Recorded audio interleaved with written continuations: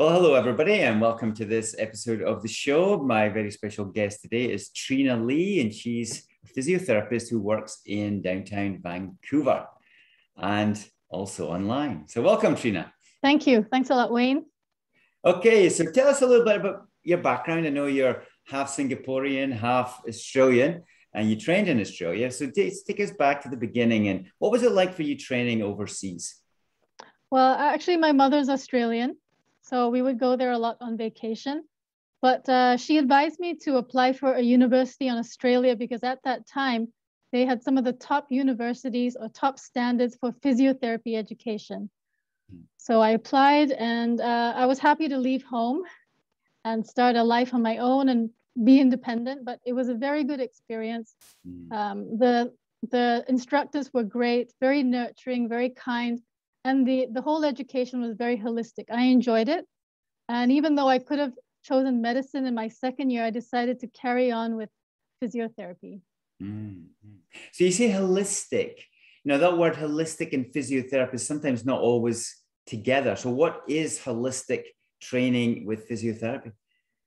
I think holistic means looking at the person as a whole, you know, caring about their experience as a person, their, spiritual being, their past experience, the emotional side of it, and then integrating that with the physical body.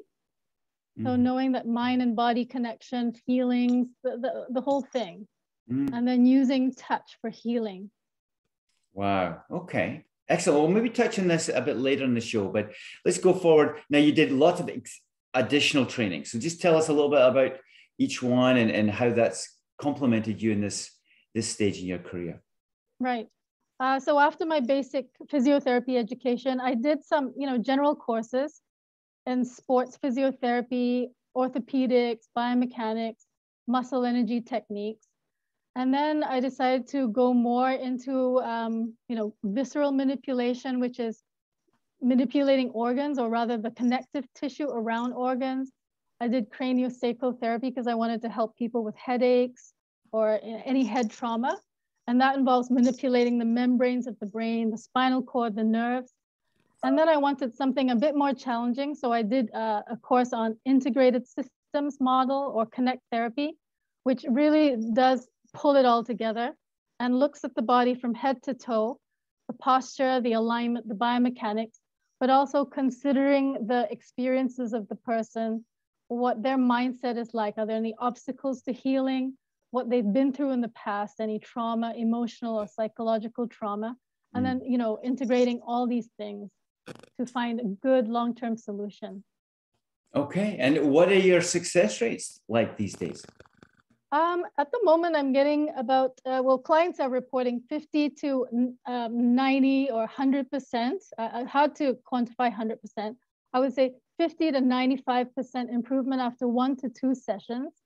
And I'm finding that the virtual sessions are actually better than in person because the main thing is that the responsibility for the treatment goes to the patient. So they are taking an active role. They're learning about their bodies. They're also applying the treatment themselves on a more frequent basis. So they're coming back on the second session and saying that they're, 75% better, or sometimes they only need just the one session and they're fine. So the results are quite remarkable for virtual physiotherapy. Okay, so let's go back a little bit. You've said about 5 different things I want to ask questions about. So let's go first to the craniosacral work. And you mentioned the dura, which is that lining around this, the spinal cord, and that can get very tense and give electrical type pains. And I get them myself sometimes at the back of my head on turning quickly. So how can you help people in person and then virtual with that? That's a good question. Well, in person, the techniques are just using the plates or the different bones of the cranium and just creating space. It might involve a gentle ear pull, but the techniques are very relaxing, very gentle. Sometimes I pull on the neck or stretch the spinal cord. But if I have to do it virtually, which I did the other day with the help of a 10-year-old boy who helped his mother, and even the little that he did made a huge difference to her pain. So what I do is I tell them where to place their hands So one hand on the neck, maybe one hand on the middle thoracic spine, and just do a very gentle stretch. So it's possible to instruct the helper to do it. If the patient were to do it themselves, they can actually put one hand on the neck, the other hand on the back, and just stretch those 2 points apart from each other. So there's a way to do it yourself, but it's more effective with a helper. And I just instruct on technique. The techniques are actually quite simple. It's just the strategy is where I come into play. And how does that work and be persistent?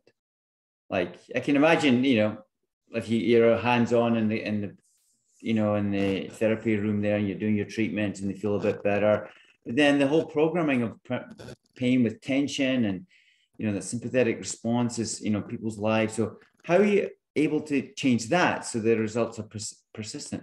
Oh, right. Well, the whole body approach is about finding the root cause of the problem. So oftentimes, you know, there's a symptomatic area, but that may or may not be the root cause. There's a whole kinetic chain, and you have to figure out what is the cause, what is the compensation or the result. So if you correct one area and you see what that does to the other parts of the body, then you come to form a hierarchy of what is the true cause, what's a secondary or tertiary cause, and what are just compensations. So with a series of tests and reassessments, I'm able to come up with a hypothesis as to the driver of the problem. And when you fix the driver, it makes everything much better. Excellent. Now, I've experienced that myself because one of my mentors and therapists, that's what he did as well. So I've got a fair idea what that is. But, you know, for the audience listening today, it's a high level of training that's required and insight and with much skill, I think, much skill. It's almost though the body's ready to heal. We just need to know what to do or what not to do. And you're highly specialized within that field, and therefore you can get these amazing outcomes, like really 1 to 2 visits and you're up to 95% better. How's that even possible? But it is if you know what you're doing and the patient's open to it and they're not resistant to that block. You know, you mentioned mindset's really important. And that I found in my own practice essential to outcomes. Yeah. So give us an idea of how, you know, because people have got mindsets, they want to get better, or they think they want to get better. Of course, everybody wants to get better from pain, but what are some things that could be blocking them from getting where they actually want? Yeah. Well, the blocks can come, you mentioned some of them. Some people are not open to change. Some people think that it's going to take a lot of effort. Some people have tried so many different therapies. They think it's just going to be a temporary relief and they give up hope. Yeah, it's just a psychological thing. You know, some people are much more open than others to change and new methods of, providing therapy. Some people are open to virtual. They say, why not? Let's try it. And other people are like, how can you help me when you don't have your hands on me? And as much as I try to explain that their hands can work and the techniques are fairly simple, I just instruct them on how to do it. And if they do it, they'll feel relief, but they just don't believe me and they're not willing to try. You know, I think we vastly underestimate what you've just said, the power of belief in getting better, because their history and their story is like, well, I can't get better, right? It could be a year, it could be 10 years, it could be more. And that history themselves is feeding that brain and that limbic system into the other parts of the nervous system, and they literally can't allow themselves to get better. And that always amazes me, that either that people are open completely to healing, which is amazing, and then the people that are openly, no, I can't do that. I just can't let go of that trauma from 50 years ago when my mother did this. And I had somebody say that to me in my face multiple times. And it was like, okay, Wayne, back off. I can't do anything here. So sad, but it's these root. Can you explain why, like past memories, you mentioned trauma, you mentioned emotional, you mentioned mental work. So can you explain to the audience why these things stop us getting better? Well, I'll give an example. there was one of my patients, and she had been emotionally abused as a child. And because of that, she was very contracted within, and her whole sternum was sunken in, and her pecs were very tight, and her posture was like this. Yeah. Yeah. And so the treatment just involved opening that out. And sometimes during the treatment, they do have a cry, or they have an emotional release, and they feel much better. It's like something within has been released along with the physical release. Yes. I find that all the time. The more people are open, what we do for them, they just get these effects that can ripple through the mind and the body components in addition to the physical. And even social, I find as well. Do you ever find that with like social changes are happening in their lives when the physical and mental is changing? Yeah. Well, the whole person changes. They almost undergo a transformation in Yes. all different aspects of the person. Yeah, absolutely. Yeah. But sometimes you have to bring up a little bit of the pain in order to wrestle with it and then heal it. And I think people are not willing to wrestle with the pain a bit. Why do you think that is? The pain, I guess, becomes an identity part of them, you know, like a comfort blanket or something that they hold on to. And I think they think it requires a lot of hard work to work through it, but it doesn't always. Yeah, yeah. I love this conversation because it really highlights what you said at the beginning of how patients need to take responsibility. And I think our system is, it's almost like, it's like giving gummies or like candies, you know, you just expect a result if you take the medicine, but it doesn't work like that. You know, it needs to, sure, we're facilitators, helpers, healers, but at the end of the day, they're the ones that heal themselves. True. Right. Oh, yeah. And they just need to get some guidance, whatever shape or form that may be. Right.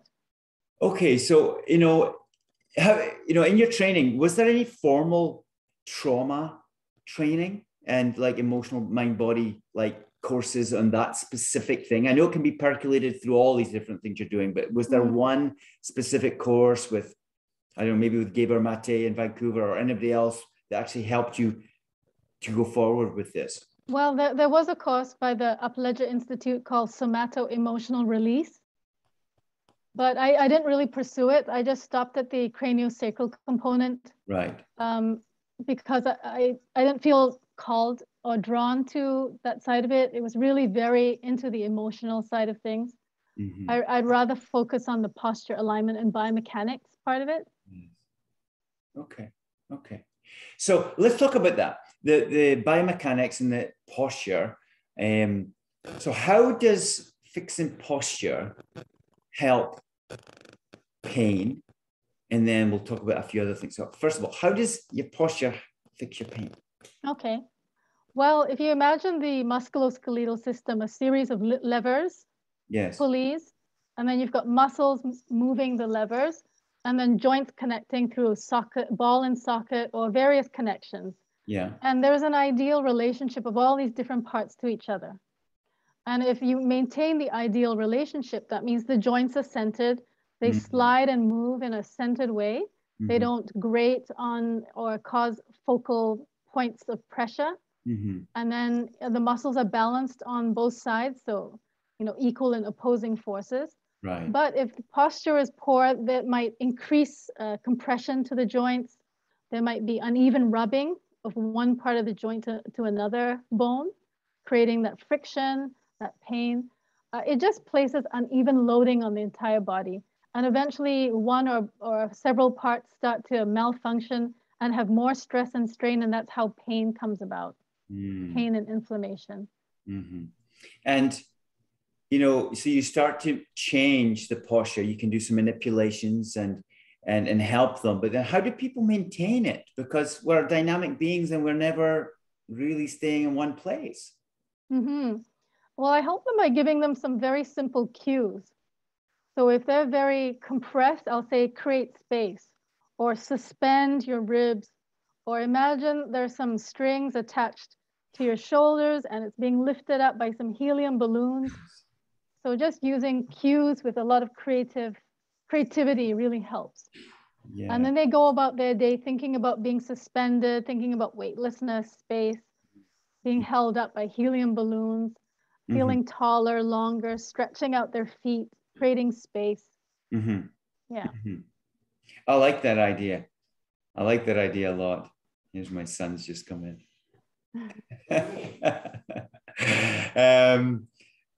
Yeah, the one that I use is, imagine just being suspended with your chest like this and just up at 45 degrees. So you automatically get this natural curve in the lumbar spine, the lower spine, and then your chest is open, as you say. Right. And a few others as well. But yeah, it's, and I think just tapping into this awareness, as you say, like micro mindful living, tapping into the awareness of the posture, or it could be the breath, or it could be something else, but just that mindfulness approach is really helpful. Focused attention and repeated practice. And that's how they learn a new skill, a new habit. Yes. I really think that awareness is the key. This came to me about 2 years ago when I was doing all this, integrating lots of different therapies for patients. And it just hit me like a brick wall that awareness is the bridge. Awareness is it. We have background sounds today. I'm in here. Don't exist. Hey, we're live. We're live. What do you mean? I'm not live. I never live. What do you mean? That's part and parcel of working from home, isn't it? Yeah. He will eventually. I told him he'll be on YouTube one day, so here we go. It's gonna happen. Okay, it's great. Thanks, Lachlan. So awareness, and it's like we all do all these tools that we do, and then is one end of the bridge, and then the other edge of the bridge is the healing state. It's there. We just need to access it. But the bridge is consciousness or awareness, right? Like consciousness of posture, consciousness of breathing, or whatever it may be. It could be anything. But we're tapping that spirit, that's mind, that bigger than us thing that's here, present all the time. Yeah. I was going to say that's how the virtual sessions work. It's just by creating awareness of what change needs to happen in that person's body, in that person's life, lifestyle changes, postural habits. Yeah. So do you just watch them? Like camera, like we are? And then... Yeah, I watch them. I get them to stand away so I can see their whole body from head to toe. I get them to do movement. Right. And see what's shifting in a non-optimal way. And then I just get them to do their own test. So I'll say, put your hands on your neck and just lift it up. And that's a test correction. Or if their shoulders are forward, I'll just say, put your hand on your shoulder and pull it away from your body. And then redo the movement that is painful. And if they say, well, when I do that correction and I bend forward, it's a lot less painful, then I know that the shoulders are contributing to the pain. If they lengthen their head and I say, okay, bend forward because that's the painful movement. And is it better, same, or worse? And if they say it's better, then I know that perhaps the neck is contributing to the back pain. So I might get them to correct anything. Could be the foot. Sometimes it's a bit tricky. I'll get a helper involved to correct the foot and then get the patient to perform the aggravating movement and see if it's better, same, or worse. Yeah. And then after that, I show them how to release knots and restrictions and stretch and then, assume the right posture and perform the right movement with a centeredness. Yeah.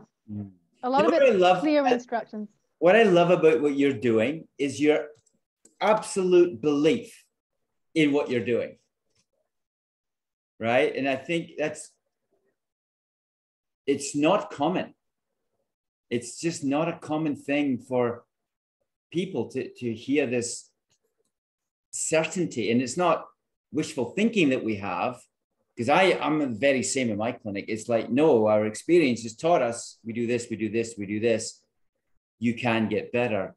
And I think that's an essential component. That's one of the reasons why you get so high percentage success rate, because then they feed off you and, they get hopeful, and this whole mind-body connection thing is just working, and they love it.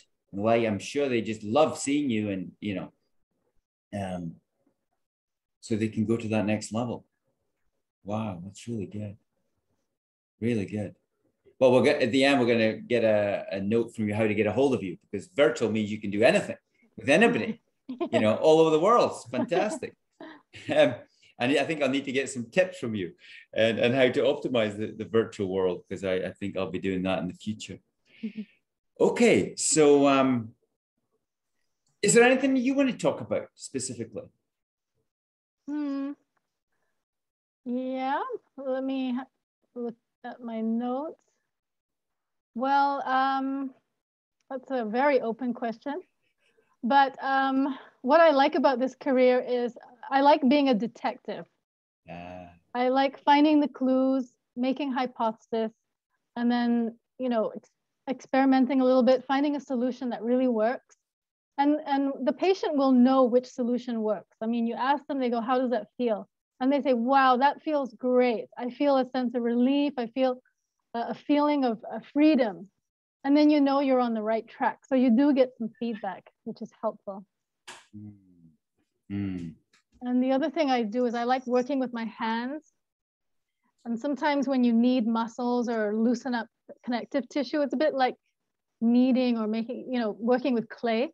But, you know, balancing the forces in the body is what I really love. Yeah, it's the hands-on approach. And just the intuition of knowing how far to go, how deep, how hard to press, and the exact location. I think all that comes with practice, experience. Yeah. And have you trained in osteopathic work as well? Some of the courses I mentioned are actually pioneered by osteopaths, the craniosacral method, the visceral manipulation. Yes. And I think that the whole idea of whole body integration is an osteopathic concept.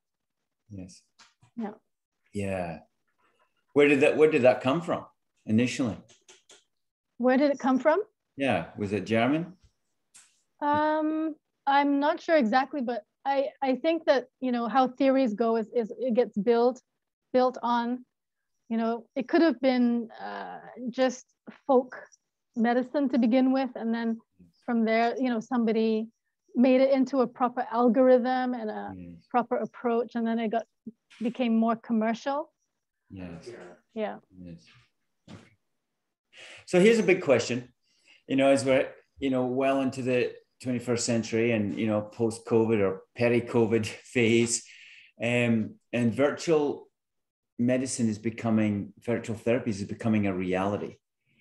How can you see it going forward, and how, you know, just how the system can further improve with a virtual component, like across the field, across the whole board? Right.